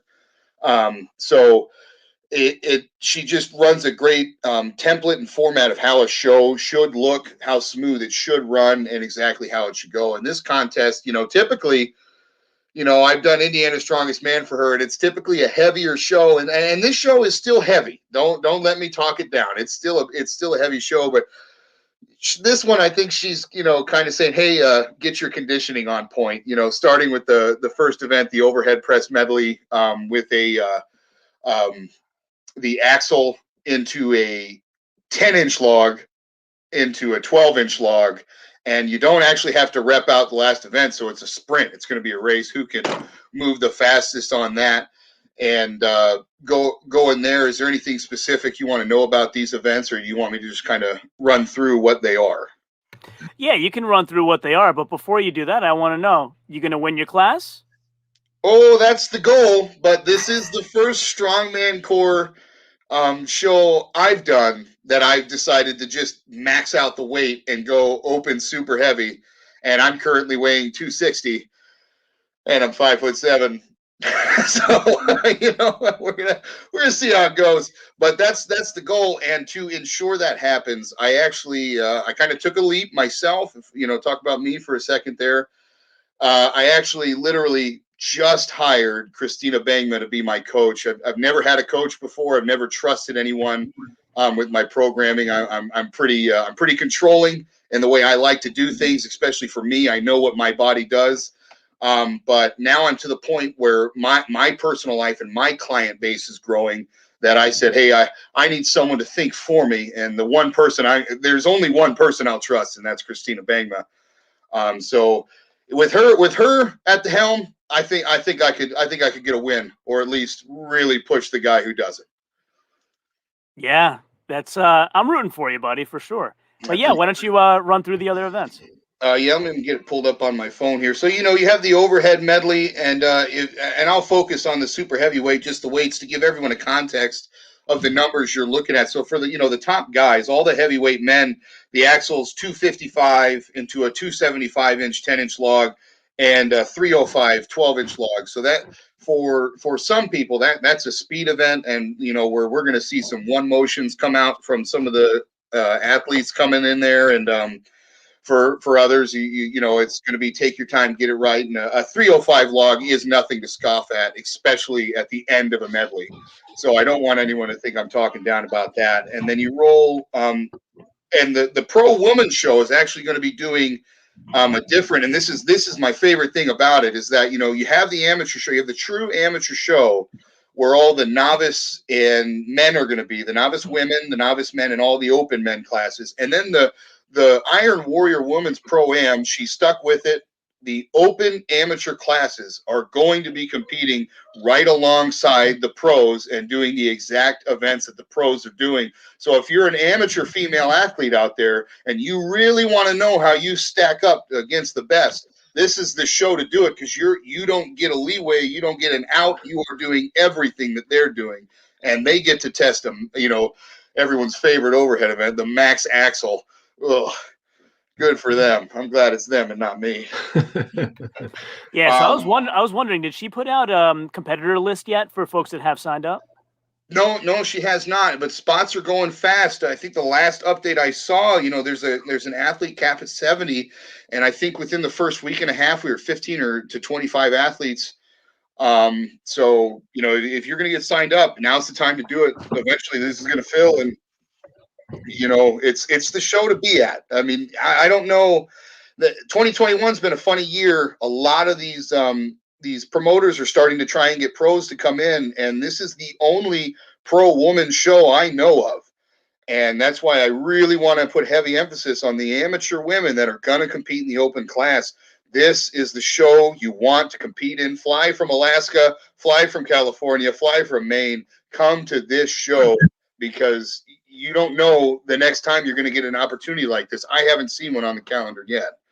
Yeah, I mean, speaking of pros, I'm going to try to convince, if she hasn't signed up yet, Alila Worley to compete. Like, I'm a big fan, and I'd love to see her compete. Yeah. Mm-hmm. Yeah, she was actually along with Isaac's first interview. Well, he's interviewed people before, but my first interview that he did with me. And I've just been a huge fan ever since. So, yeah, it'd be awesome to see her compete. Yeah. So we actually had a comment that I wanted to bring up here. So why is Josh so short but so strong? And we actually have the guy who asked it. There we go. So, what do you have to say about that, Josh? It's actually really funny. Ram 3500. That's my based on that picture, I recognize that truck anywhere. That's my father. And I'm going to go ahead and give my strength credit to him. He was never a gym rat, but he was always, country strong, real strong, natural guy. He's only got about a half inch, maybe an inch of height on me. But always, without training, just always over 200-pound guy, just a strong man. And genetically speaking, I just do more with less, Albert. That's I'm sorry. I've seen it firsthand too. Josh is no one to be messed with. How tall are you, Albert? I'm 6'3". So last year, 2020, right before COVID, everything, Indiana's Strongest Man, Josh won that. I came in third. And then Bryce Johnson came in second. So we stood by Josh, and Josh literally, I think, came up to our hips. And Bryce is like, I don't know, 6'8", something like that. I mean, he makes me look tiny too. And He's a big boy. Josh is down there, right at the kneecaps. But he beat both of us, so. But he makes up for it with the beard. So, there's that at least true. that going for him. I got to have something. All right, I got to compensate somehow. Yeah. I actually had Costin Sutton on my channel recently, real up-and-comer, great guy to watch. And I asked him this question. So, Josh, I'll ask you too. What's up with the power beard? How come so many strongmen are going that direction these days? Well, I give that credit actually not to Strongman, but to my wife. When I met my wife, I was rocking the Hitler mustache, the in regs Marine Corps mustache. And she actually told me that she's like, oh yeah, I like men with beards. And I was like, boom, as soon as I get out, there is no way, there is not going to be one man I'm going to allow be more attractive than me to my wife. So I have to top all beards. And so that here I am working on it one step at a time. Good answer. Yeah. Yeah, as long as I've known you've been sporting a good-looking beard. What's that? I said, as long as I've known you've been sporting a good-looking beard. Getting there. Oh, it was much shorter. That was years ago, right? I had long hair back then too. Yeah, you did. Illinois Strongest Man. Yeah. Yeah, absolutely. Still got the length. I just rock it back here.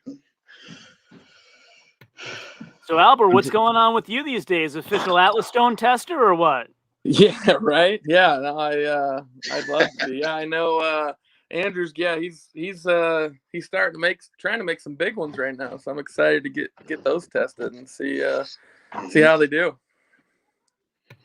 Yeah, he's making some good stuff. I love the logos that he does on them. Oh yeah. You got a hoodie coming in myself. Excited to see it. Yeah, they're freaking comfy hoodies too. Yeah. I might have one or two.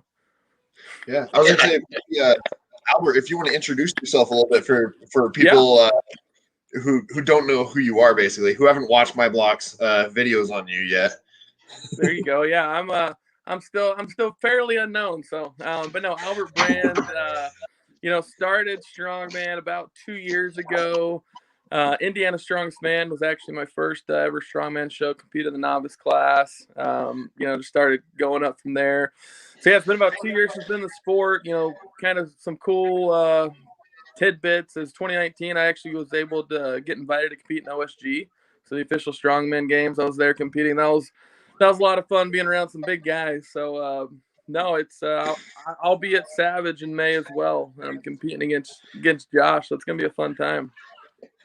Great. Can't just let me have one. Yeah, as we mentioned earlier, that was Albert's old stomping ground, so he's kind of going back home, so to speak, to compete, right? That's right. Going back for the reunion. I moved up to Minnesota about 7 months ago. So my question is, if Christina's training you both, like, does she withhold secrets, give you Albert part of the good programming and Josh part of the good programming? How does that work? Well, I didn't know she was training Josh until now, so I'm gonna have to tell her, hey, give me all the secrets. What are you doing to him? Better be the same. Damn! I let the cat out of the bag. Yeah, I just signed up with her yesterday, so I haven't seen a program yet. But I mean, she's known me the whole time. She's been my biggest influence and my biggest inspiration. So, and to speak on her with that, there's No, she won't. It'd be funny if she did, but she won't do that because the kind of person she is, I guarantee you, she'll tell both of us, if you don't, you just beat him. If you think you're worried about the way he's training, why don't you just get stronger than he is? Here's the program to do it. No, I agree. She's a phenomenal. So it's been about So after OSG in 2019, I was like, hey, I want to get serious. So I hired her as my coach. So we're going on a little over a year now. So she's great. I just want everyone, viewers, all of you, to understand what he just said. After OSG, after a world level competition. All right, maybe I'll give this a real shot. Yeah. Well, I mean, to my discredit, I did come in 20th out of 25, so it's not like I did great. Oh, come on. First year. I mean, either one of you think they can beat at OSG this year? It's back. I know it was not possible last year, but it's back this year. I saw that. Yeah. No, I don't think I had plans to do it this year, but the following, I think I'm going to throw my hat in the ring again. How about you, Josh?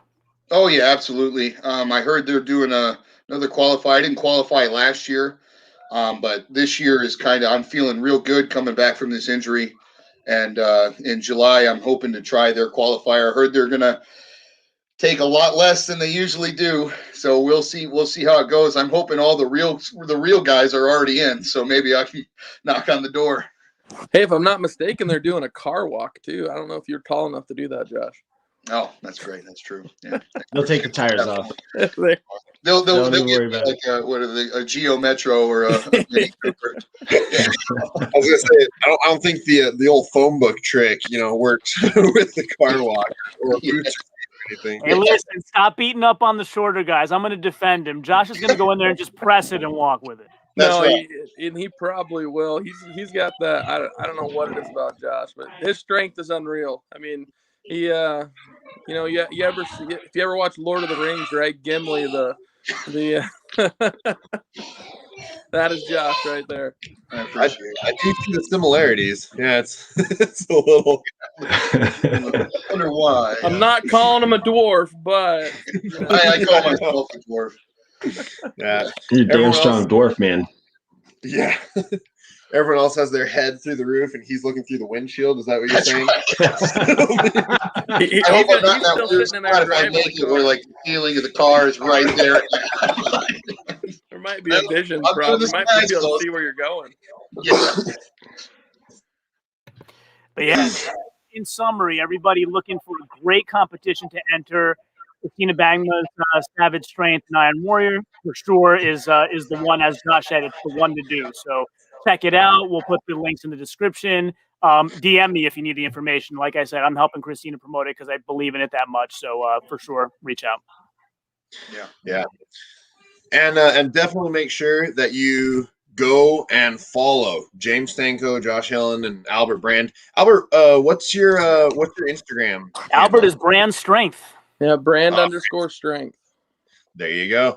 So make sure you follow to all them. Follow me at Hunger Smash Fitness on Instagram and on YouTube, and then my blocks. Make sure you go to YouTube and Instagram and follow him as well. Looks like we have one more comment here.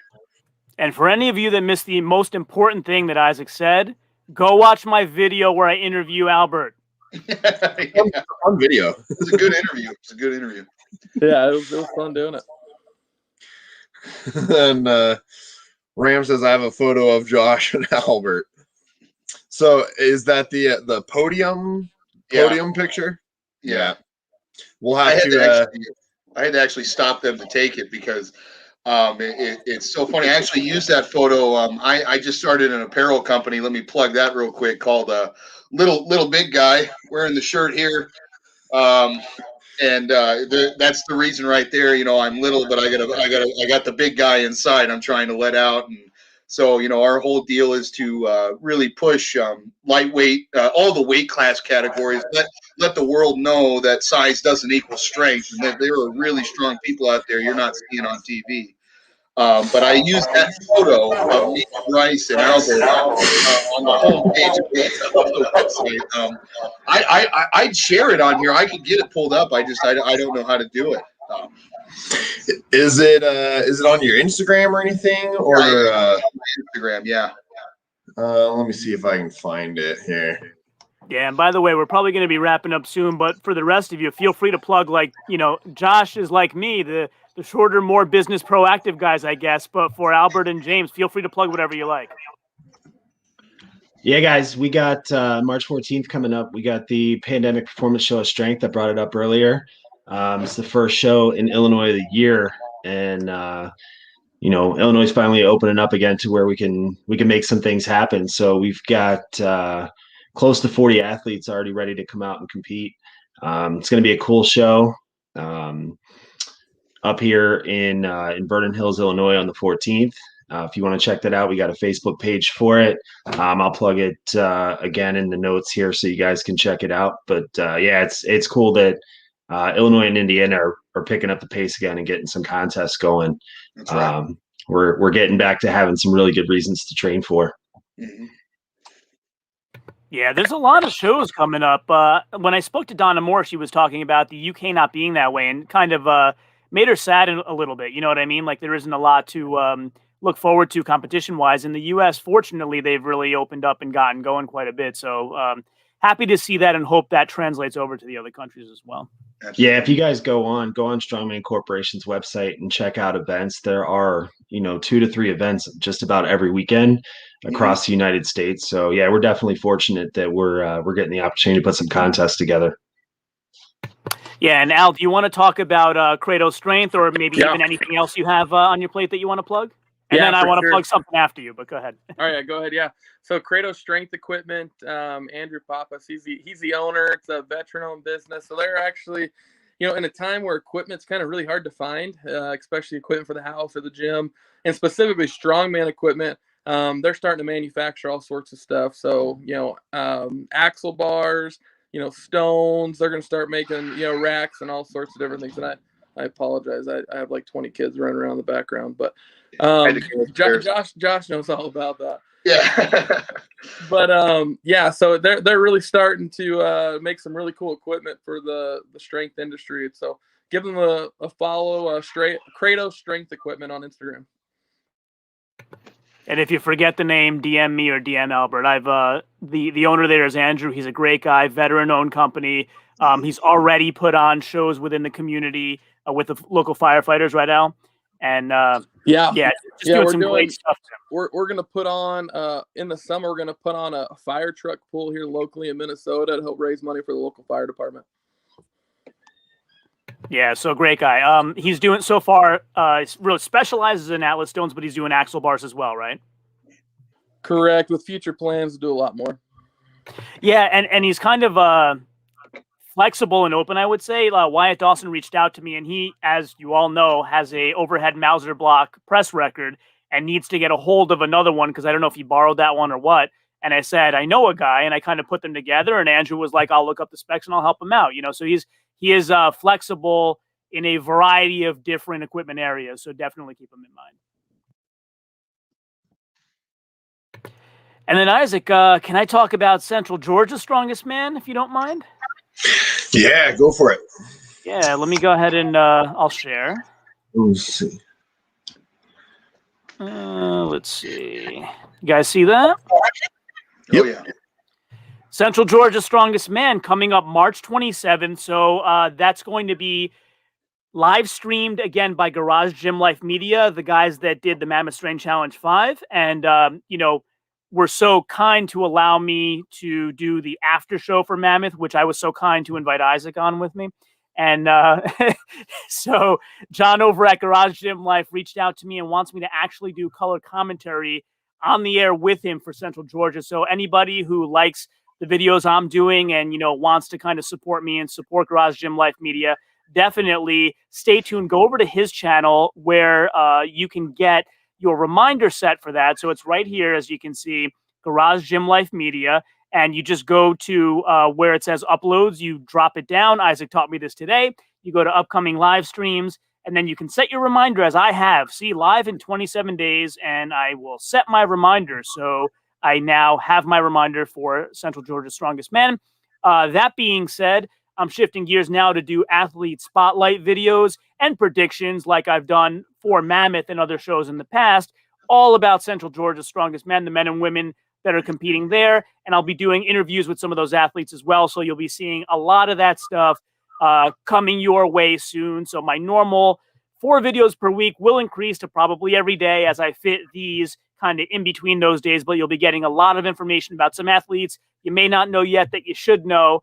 And that's my plug there. So definitely go set your reminder for the live stream. Tune in on March 27th. And that's my March project. And then Josh knows my May project is Savage Strength. And I found that picture. So let's get this picture of Josh up here. Oh, look at Albert's smile.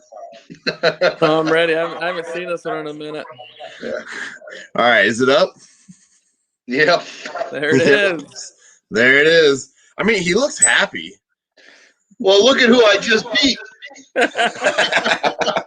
You know the funny part about that, right before that picture was taken, or maybe it was right after that picture taken, Josh collapsed. He couldn't get up. Like his knees, his legs were shot. Like he put so much into that competition that literally couldn't move after it was over. That's Well, what that's I had hurt my knee. I don't have medical insurance, so I didn't get anything checked out, but my knee was about 3 times the size of a normal leg. About 8 weeks before that, and I was still prepping for the show, and I thought I was 100%, but by the end of the show, the knee, it just gave out again. I couldn't walk again. Yeah, so that's what it took to beat those giants. So make sure you go and follow Farm Strength right here. He's got some funny pictures up.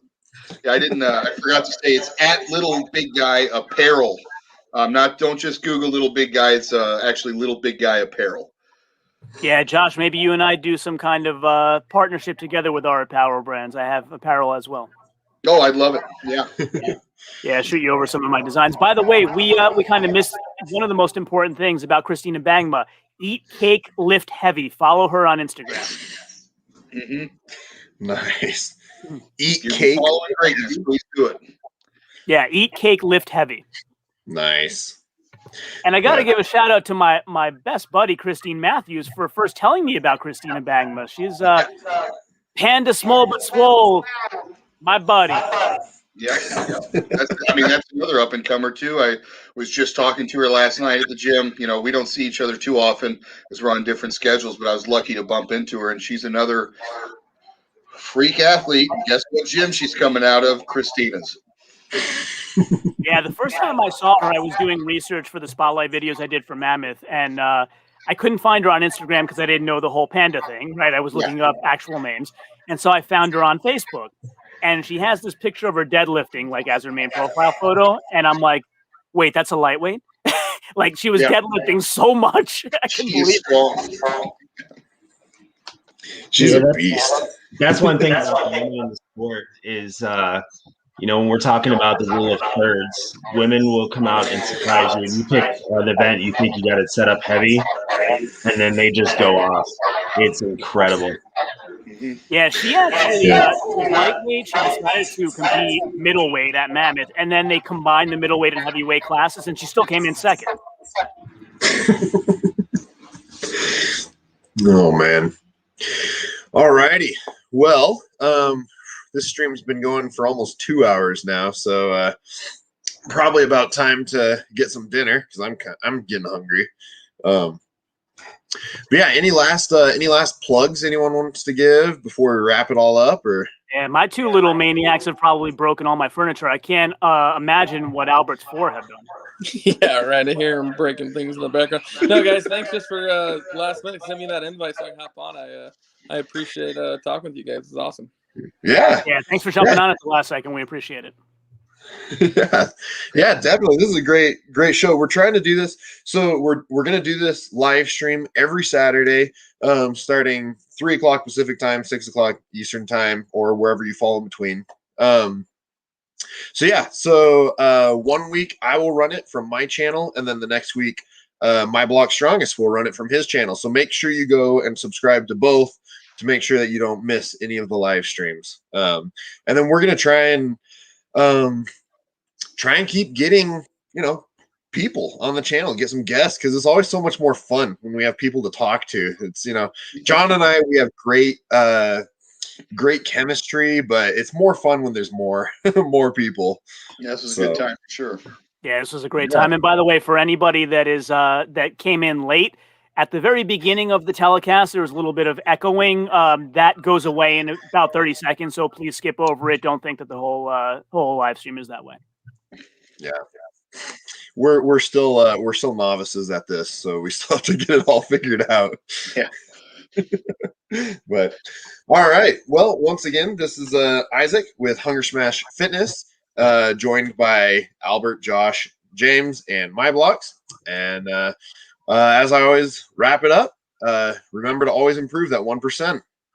Ciao, homie.